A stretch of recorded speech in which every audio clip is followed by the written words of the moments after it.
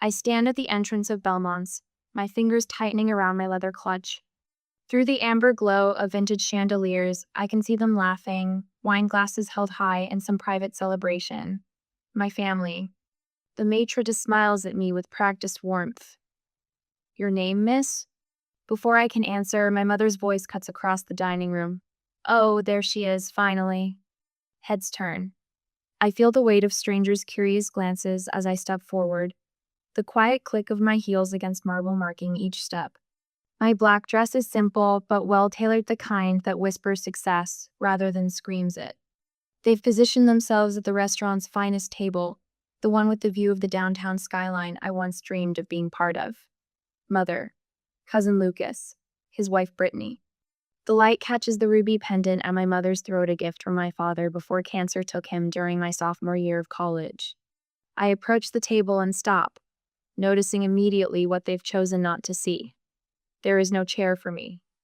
Lucas sprawls comfortably, one arm draped across the back of his chair, the other holding a glass of something amber and expensive. His smirk arrives before his words do. "This table is for family," he says, not bothering to lower his voice. "Go find a spot outside." The couple at the neighboring table pauses mid-conversation, their discomfort palpable. "Don't take it the wrong way, Rachel," Brittany chimes in with sugar-coated venom. "Lucas is just joking." But he isn't, and we all know it. I say nothing, my face betraying nothing, as I drag a chair from a nearby table. The legs scrape against the floor, the sound harsh against the restaurant's soft piano music. My mother doesn't meet my eyes. Helen Harrington, once the backbone of our family, now just another vertebra bent to accommodate Lucas's posturing. She fiddles with her napkin, smoothing imaginary wrinkles. "You're late," she says finally, as if my arrival 15 minutes early somehow disrupted their decades-long narrative. I settle into my mismatched chair. Traffic. I lie. The truth that I sat in my car for 20 minutes debating whether to come at Oliver's, no strategic advantage. As I watch them clink glasses, a memory surfaces sharp and uninvited. 4 years earlier. My childhood bedroom stripped to bare walls. Cardboard boxes containing everything I owned stacked by the door. "This business idea of yours is just another phase," my father had said, leaning against the doorframe. Not angry. Worse. Dismissive. "You'll be back when reality sets in." I'd moved that day into an apartment so small the kitchen table doubled as my first office desk. I worked 18-hour days, ate ramen heated in a microwave that sparked if you ran it too long, and built my company one client at a time. That first Christmas, I'd called home.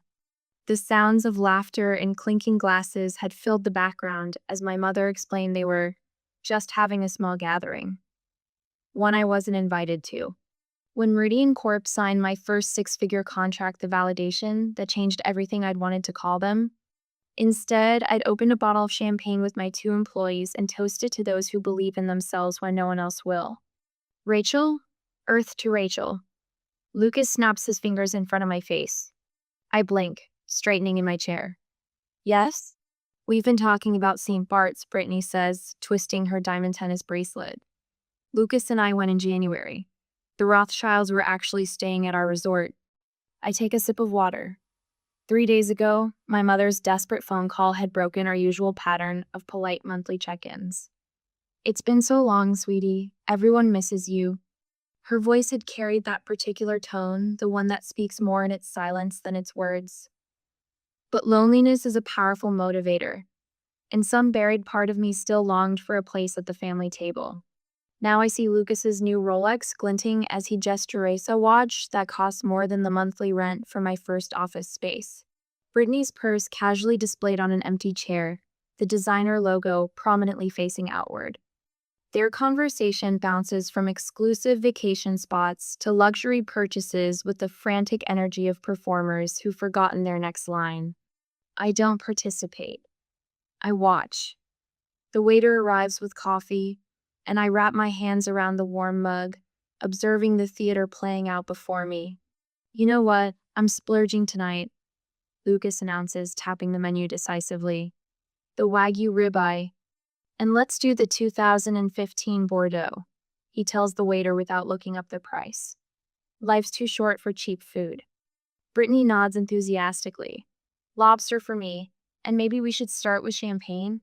It's a special occasion, we should treat ourselves. One by one, they order the most expensive items on the menu, exchanging knowing glances when they think I'm not looking. My mother nervously fidgets with her napkin, complicit but uncomfortable. I hide my small smile behind my coffee cup as understanding dawns. Now I know exactly why I'm here. So then I told the Andersons that waterfront properties in this market are practically giving themselves away, Lucas says, swirling his wine with practiced nonchalance. They signed the paperwork that afternoon. 2 hours. 2 hours of carefully choreographed conversation that flows around me like water around a stone. Every time I open my mouth to speak, Lucas's voice rises half an octave, drowning out my words before they can take root. Nobody cares about work talk at dinner. He interrupts when I begin describing our company's expansion into the European market. His hand dismissively waves in the air between us. We're here to catch up on family stuff. Family stuff. As if I'm not family. As if my life's work is somehow less significant than his fabricated real estate victories. I take a measured sip of water, mentally documenting each slight. The waiter has refilled my glass 4 times. I've barely touched my food. Watching, listening, learning. You look good for someone who works all the time, Brittany offers, her eyes scanning my face for signs of fatigue she can comment on. Do you ever actually leave that office of yours? Before I can answer, she launches into a story about her spa weekend, the words rejuvenation and self-care falling from her lips with practiced ease. My mother reaches across the table, her fingers briefly brushing my wrist.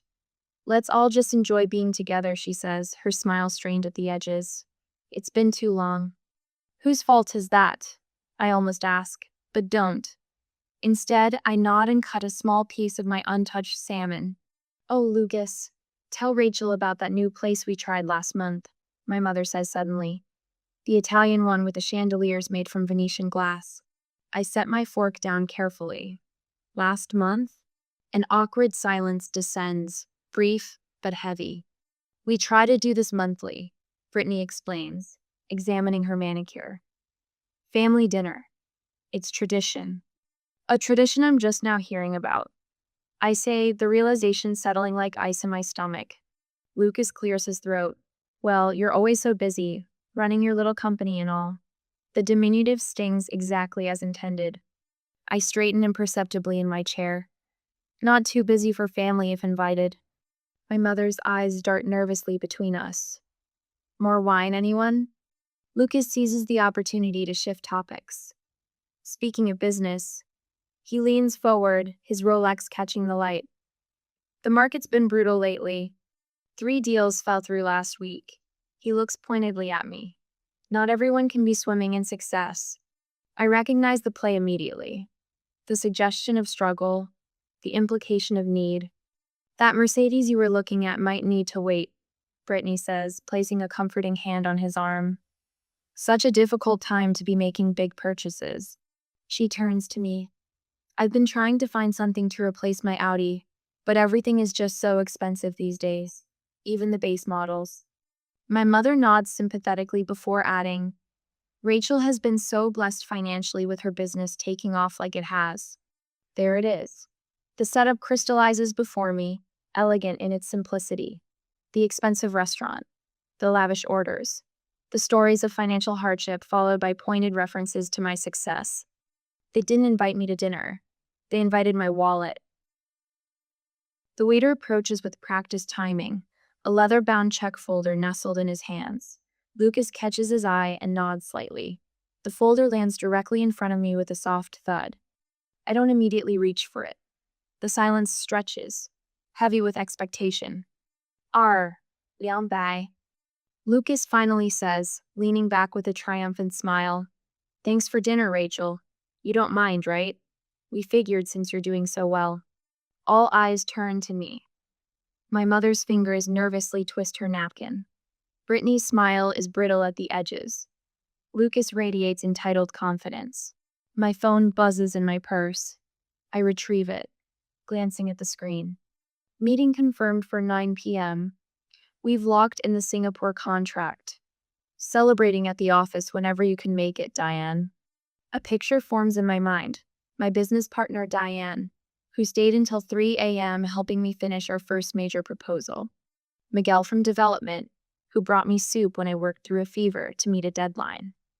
Sarah from legal, who believed in our vision enough to leave her corner office at a prestigious firm. People who saw my potential, celebrated my victories, supported me through setbacks. My chosen family. The contrast is stark and clarifying. Blood ties do not automatically confer loyalty, respect, or love. Those qualities must be earned, cultivated through consistent action and mutual regard. I pick up the check slowly, examining it with careful attention. The table collectively exhales, relief rippling across their features. My mother's shoulders relax. Lucas's smirk deepens. Brittany adjusts her designer purse, already moving on to her next thought. I set the bill down directly in front of Lucas. My voice, when it comes, is quiet but firm. I'm not your personal ATM. The silence that follows is absolute. Lucas's face flushes red. Brittany's mouth opens slightly, no words emerging. My mother is the first to recover. Rachel, honey, she says, her voice taking on the placating tone she used when I was a child having a difficult moment. You can help them out a little, can't you? We're family. Family. The word hangs between us, its meaning twisted beyond recognition. In their definition, family means I give and they take. My success becomes communal property, while my struggles remain solitary burdens. I meet my mother's eyes directly. Yes, we are family, which is why I deserve the same respect you'd give to anyone else at this table. The trembling begins in Lucas's hands first, a slight vibration that travels up his arms as the reality of my refusal sets in. $2,000 of carefully cultivated entitlement crashing against the seawall of my quiet dignity. I stand, gathering my purse. Not in anger or haste, but with the deliberate movements of a woman reclaiming her worth one boundary at a time. Have you ever had to stand your ground against family members who tried to take advantage of your success? What words did you use to set boundaries? The bill sits between us, leather-bound and imposing. $2,200 for a single dinner. Lucas stares at me, his face gradually shifting from smugness to disbelief as I make no move toward my purse. The flush begins at his collar and climbs upward, cheeks an angry crimson. You can't be serious. His voice rises, drawing glances from neighboring tables. You make more than all of us combined. I take another sip of my coffee, savoring its bitter warmth. That's irrelevant to who ordered what. Brittany leans forward, the sweetness in her voice curdling. We wouldn't have ordered all this if we knew you'd be so petty about it. Her designer bracelet catches the light as she gestures toward the untouched dessert plates, the half-empty wine bottles. My mother touches my arm, her fingers trembling slightly. Maybe we can split it somehow. You take half, and we'll manage the rest? The restaurant manager approaches, his practiced smile tightening at the corners. Is everything all right here? I couldn't help but notice some concern. His gaze flicks between our tense faces and the untouched bill, professional concern barely masking discomfort. Beneath my calm exterior, emotions crash against each other like storm waves. Anger, disappointment, a strange, unexpected grief for what this family could have been. We've been planning this dinner for weeks. Lucas finally admits, his voice dropping to a harsh whisper. You never return Mom's call. You're too busy for family gatherings. What were we supposed to do? Ask. I say simply, not manipulate. Brittany's perfect mask slips further. You never come to family things anyway, unless there's something in it for you. The accusation hangs in the air between us, heavy with irony she doesn't recognize. When have I ever been genuinely invited? I counter quietly. The last 3 Christmases. Dad's memorial service anniversary. Your housewarming. I was there alone, while everyone else brought partners and barely acknowledged. Mother dabs at her eyes with her napkin. We just thought you wouldn't mind helping out the family, she whispers, tears welling. Things have been difficult. I didn't know how else to ask you. Difficult how? I press, already suspecting the answer. Lucas and Brittany exchange glances. I lost my job 3 months ago. Lucas stares at his plate, the admission clearly costing him. The real estate market tanked and our firm downsized. He's been looking everywhere, Brittany adds quickly. But we have appearances to maintain. You understand that. I think about the Rolex on his wrist. The European vacation photos Brittany posted last month. The designer purse preening on its own chair. Our credit cards are maxed out, Brittany confesses, her voice barely audible. All of them. The picture clarifies, maintaining the illusion of success while drowning in debt. And I'm the designated life raft. I remember my 8th grade science fair winning first place with a solar energy project I built myself. My parents didn't attend. They were celebrating Lucas passing algebra with the minimum grade required. My high school graduation, where my valedictorian speech received polite applause from my family, followed by excessive fawning over my cousin's acceptance to a state college with a C average. Working 2 jobs to put myself through college while they posted family vacation photos from Cancun. Sorry you couldn't join us, Rachel, but we know how dedicated you are to your studies. The Christmas after I started my business, when Lucas loudly proclaimed to the extended family, Rachel's playing entrepreneur now. Let's see how long until she comes back to the real world. Holiday gatherings where I arrived alone because work consumed my life, while they brought significant others who were welcomed immediately. Family dinners where my growing business successes were deliberately ignored, changed to other topics with practiced smoothness. Remember Thanksgiving 2 years ago? I asked quietly. Lucas looks confused by this apparent non sequitur. I had just landed the Westfield account. It doubled my company's revenue overnight. When I mentioned it, you said, and I quote, "Nobody wants to hear about your little company at dinner, Rachel." That was just a joke, he mutters, but his eyes slide away from mine. And Mom's 4th of July barbecue last summer? When I mentioned we'd expanded to a new office downtown, you told everyone I was trying to sound important and changed the subject to Brittany's new car. Mother shifts uncomfortably, never having defended me against these slights. And now my little company makes me worth asking for money. I tap the bill with one finger. Interesting timing. The manager returns, his professional demeanor intact, but purpose clear. I apologize for the interruption, but we have other guests waiting. We'll need to resolve the bill soon. His polite words carry firm urgency. Lucas's frustration boils over. Fine. You've made your point. Just pay half. Brittany frantically taps at her phone, evidently messaging friends for emergency loans. From her increasingly panicked expression, the responses aren't favorable. Nobody's answering, she hisses at Lucas. Lucas pulls out his wallet, flipping through it with growing desperation. A membership card, a driver's license, a single $20 bill. Mother opens her purse, hands trembling, as she searches for a credit card they all know is already maxed out. The manager shifts his weight from one foot to another. We'll need to resolve this bill now, please.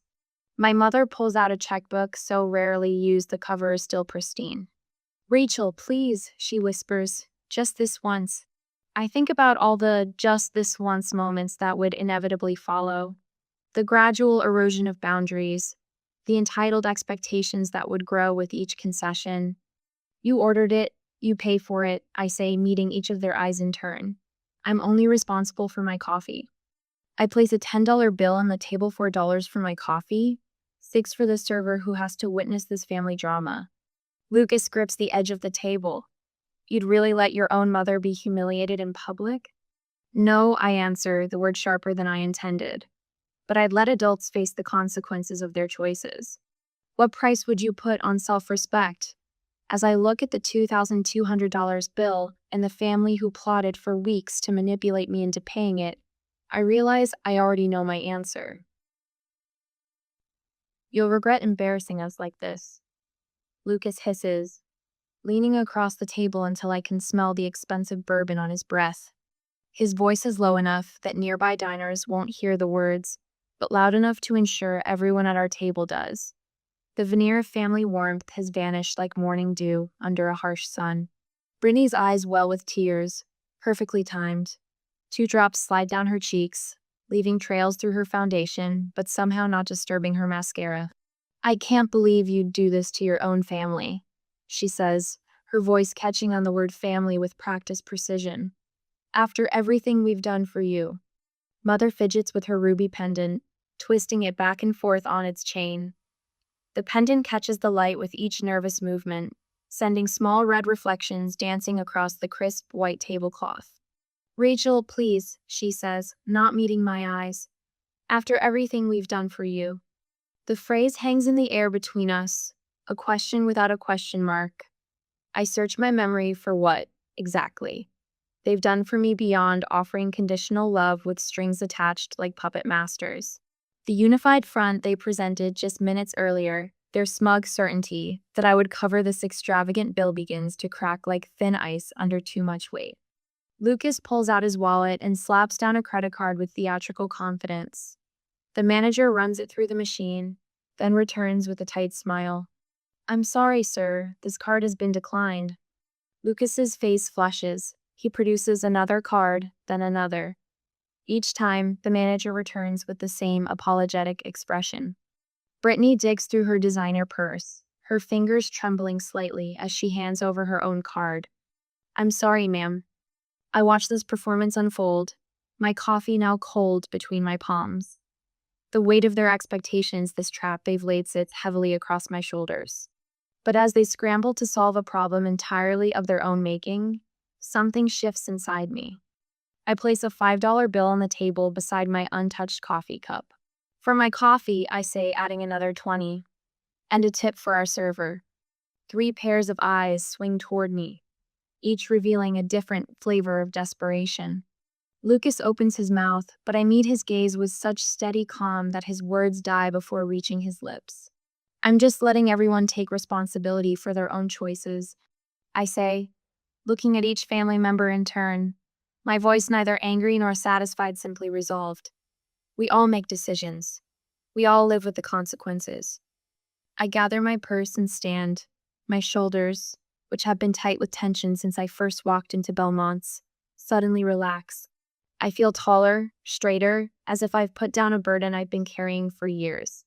The manager clears his throat. "Perhaps there's someone else you could call for assistance with the bill." Lucas's nostrils flare as he pulls out his phone.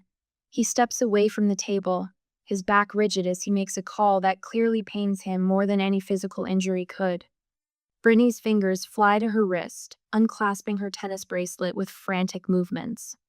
She begins removing earrings next, piling the jewelry in front of her as if preparing for a pawnshop visit. "Rachel." My mother rises, following me as I step away from the table. Her voice drops to a whisper. "Please reconsider. Just this once. We can work something out later." I turn to face her. For the first time tonight, her expression contains genuine emotion rather than social performance. Fear lurks in the lines around her eyes, not just fear of the bill, but fear of losing me. "This isn't about money," I say gently but firmly. "It's about respect. I won't be used, not even by family, especially not by family." She flinches as if I've slapped her, but the words needed to be said. I catch my reflection in the restaurant's ornate mirror as I turn. The woman looking back at me stands straight, her eyes clear and certain. For the first time all evening, perhaps for the first time in years, I recognize myself completely. Tomorrow, I'll sit with my team people who value my ideas, who collaborate rather than manipulate. People who've earned my trust through consistent respect rather than assumed it through genetic connection. As I reach the door, my mother's hand catches my elbow. "Please don't leave like this," she says, her voice smaller than I've ever heard it. Her eyes, so like mine in color but not in conviction, search my face for mercy. I cover her hand with mine, feeling the paper-thin skin that speaks of her advancing years. "This pattern needs to end," I tell her, my voice softening. "I'm willing to talk just you and me when you're ready. But there need to be new rules. Respect, honesty, and no financial exploitation." She swallows hard, nodding slightly. Call me when you're ready, I add, squeezing her hand once before letting go. I push through the heavy glass door of Belmont's and step into the cool night air. Behind me, the family drama continues to unfold, but ahead of me stretches an evening suddenly free of obligation. A future reclaimed, one boundary at a time. The door remains open behind me both literally and figuratively, but only those willing to meet me on equal ground will find welcome on the other side. My heels click against the asphalt as I stride toward my car. The night air feels clean after the suffocating atmosphere inside. I hear the restaurant door slam open behind me. Rachel, Lucas's voice bounces off the parked cars. I keep walking, my key fob's in my hand, freedom just 20 steps away. Don't you dare walk away. His footsteps quicken, gaining on me. You're not part of this family anymore.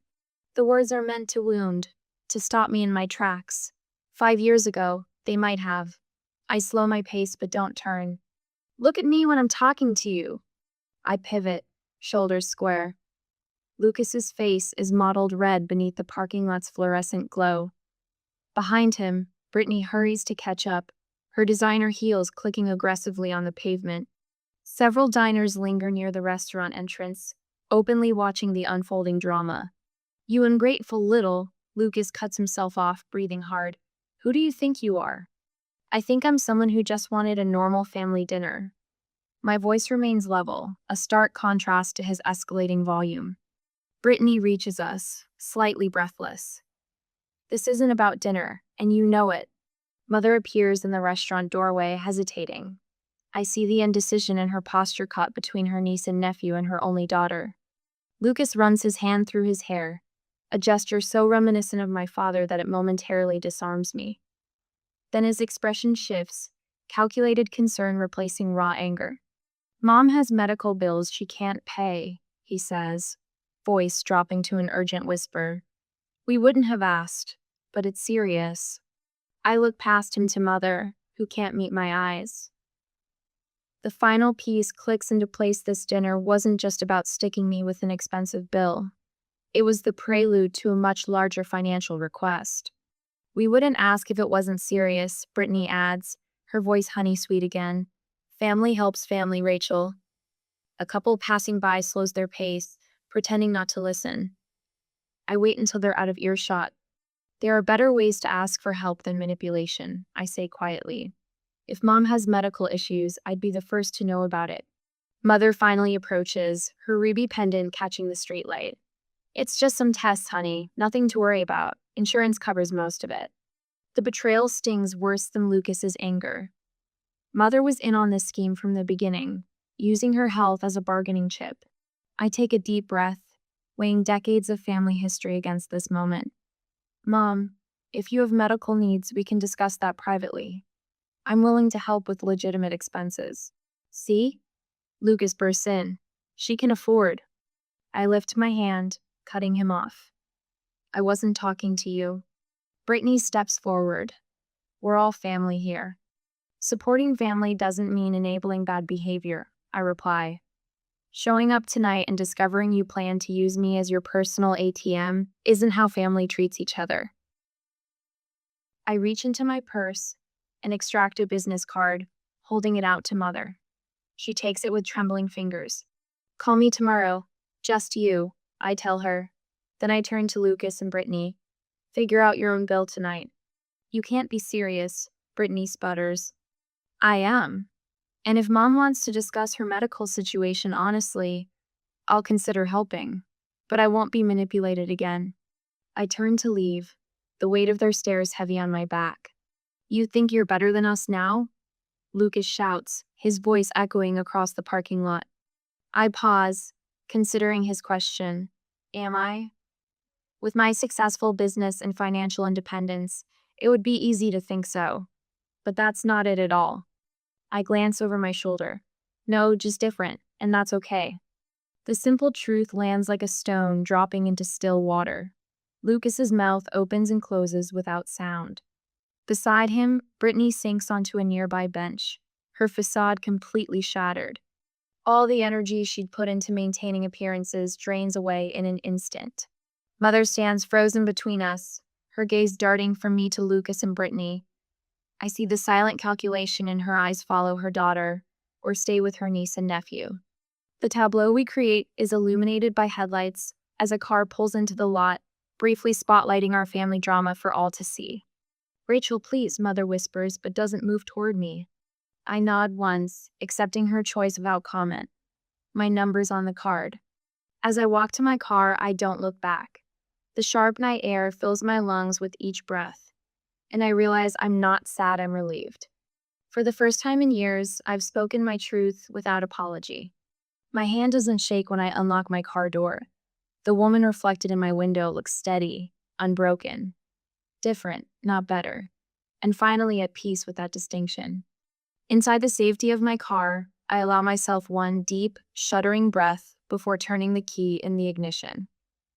As I drive away from Belmont's, I leave behind more than an unpaid dinner bill.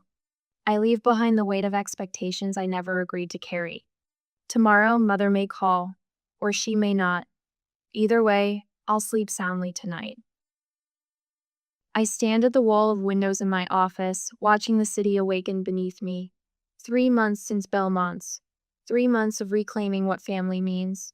The morning light catches on the framed photo on my desk, me at 22. Exhausted but determined, sitting at that kitchen table that doubled as my first desk. I touch the frame lightly, a silent acknowledgement of how far I've come. Rachel, Maya, my operations director, appears in the doorway. Team's ready when you are. I follow her into our conference room where 6 faces turn to me with something I never found at that restaurant table: genuine respect. Let's begin, I say, and the meeting flows with the practiced rhythm of people who value each other's contributions. No one speaks over anyone else. No one belittles ideas. We build together, brick by thoughtful brick. This is what I've built. Not just a business, but a community. 1 sugar, right? Mom asks, sliding the coffee across the cafe table toward me. I nod, watching her hands steadier now than they were a month ago. We've made these coffee meetings a monthly tradition, small steps. The bookstore hired me full-time, she says, pride creeping into her voice. Manager liked how I reorganized the history section. That's great, Mom. She hesitates, then adds, I've been meaning to thank you for not giving up on me that night. The memory of Belmont's flickers between USA ghosts growing fainter with each passing day. I'm learning too, I admit, about where to invest my energy. Last week, Mom joined us for my birthday dinner, not at some ostentatious restaurant, but in Eliza's backyard. My friend since college, Eliza had strung lights across her patio and cooked my favorite lasagna. Mom brought homemade brownies and fit seamlessly into the evening, laughing genuinely at Jordan's terrible jokes and listening to Kim's stories about our early business struggles. For the first time, I saw her without the shadow of Lucas and Brittany looming over her. Lucas took a job in Hartford. Mom mentions casually as we walk through the park the following Sunday. Something in sales, smaller salary, but he seems, I don't know, lighter? I nod, not surprised. We've kept our distance, but through Mom, I've heard snippets. Brittany's Instagram no longer features designer labels and exotic locations, but home-cooked meals and local hiking trails. Their fall was hard but necessary. He asked about you, Mom adds tentatively. When he's ready for an honest conversation, he knows how to reach me. I've made peace with the timeline being out of my control. Some relationships heal, others remain broken. Both outcomes are acceptable. That evening, the aroma of garlic and rosemary fills my kitchen as friends move around the space with comfortable familiarity. Mom arranges her homemade rolls in a basket, contributing rather than expecting. Wine's open, calls Eliza, pouring generously. We gather around my table, not the expensive mahogany Lucas would choose, but a warm cherry wood that bears the gentle scars of dinners past. Each mark tells a story of laughter, of tears shed in safe company, of midnight brainstorming sessions. As conversations overlap and weave together, I realize what I've created here. Not the pale imitation of connection that lived in those strained restaurant meals, but something authentic. These people see Menet as a resource to exploit, but as a whole person, flaws and strengths alike. Later, Mom and I walk along the shoreline near my apartment, the sunset painting the water gold. When she stumbles on a rocky patch, I offer my arm without hesitation. "I'm glad we found our way back to each other," she says softly. I help her navigate the uneven ground, supporting without carrying. "Family isn't who you're born to," I tell her. "It's who you choose to become together."